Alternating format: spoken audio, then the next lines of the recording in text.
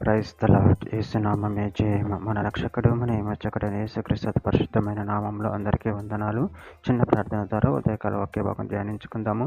పరిశుద్ధుడ మహాగణుడైన దేవ యేసయ్య, సర్వాధికారినైనా మీకే వేలాది వందనములు, కృతజ్ఞత, స్తుతి, స్తోత్రం చెల్లించుకుంటున్నాను దేవ ఉదయకాలం ప్రభు వాక్య భాగం ధ్యానిస్తుండగా వాక్య భాగం అర్థమవుట్లు సహాయం చేసి మీ కృపలో బలపరిచి మీకు మాదిరిగా మమ్మల్ని నడిపించి మీ చిత్తమును మా జీవితంలో జరిగించమని చిన్న ప్రార్థన యేసునామములో అడిగి వేడుకుంటున్నాను తండ్రి. Amen amen.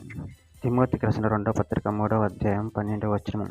క్రీస్తు యేసునందు సద్భక్తితో బ్రతుకునుద్దేశించు వారందరూ హింస పొందుదురు. ఆమెన్. దేవుడి వాక్య భాగం దీవించును గాక. ప్రభునందు ప్రియులారా, ఇక్కడ వాక్య భాగంలో గమనించినట్లయితే క్రీస్తు యేసునందు సద్భక్తితో బ్రతుకునుద్దేశించు వారందరూ హింస పొందుదురు. అదేవిధంగా వాక్య భాగంలో గమనించినట్లయితే కొరింథీయులకు రాసిన 2వ పత్రిక 1వ అధ్యాయం 12వ వచనం. మా అతిశయమేదనగా లౌకిక జ్ఞానమును అనుసరింపక దేవుడు అనుగ్రహించు పరిశుద్ధాత్మతోనూ నిష్కపటముతోనూ దేవుని కృపను అనుసరించి లోకంలో నడుచుకొంటిమని, విశేషముగా మీ ఎడలను నడుచుకొంటిమని మా మనస్సాక్షి సాక్ష్యమిచ్చుటియే. తిమోతికి రాసిన 1వ పత్రిక 2వ అధ్యాయం 2వ వచనం. రాజుల కొరకును అధికారులందరి కొరకును విజ్ఞాపనములను, ప్రార్థనలను, యాచనలను, కృతజ్ఞతాస్తుతులను చెల్లించవలనని హెచ్చరించుచున్నాను. తిమోతికి రాసిన 1వ పత్రిక 3వ అధ్యాయం 16వ వచనం. నిరాక్షేపముగా దేవభక్తిని గూర్చిన మర్మం గొప్పదై ఉన్నది.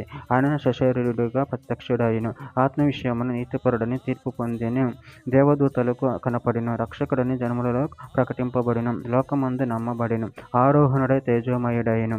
మత్తయి సువార్త 16వ అధ్యాయం 24వ వచనం. అప్పుడు యేసు తన శిష్యులను చూచి, ఎవడైనా నన్ను వెంబడింపగోరిన యెడల తను ఉపేక్షించుకొని తన సిలువనెత్తుకొని నన్ను వెంబడింపవలెను.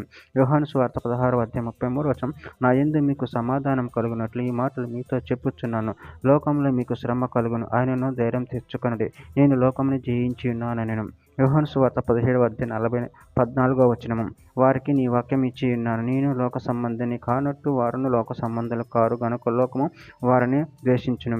పేతురు రాసిన 1వ పత్రిక 2వ అధ్యాయం 20వ వచనం. తప్పిదమునకై దెబ్బలు తినినప్పుడు మీరు సహించిన యెడల మీకేమి ఘనము?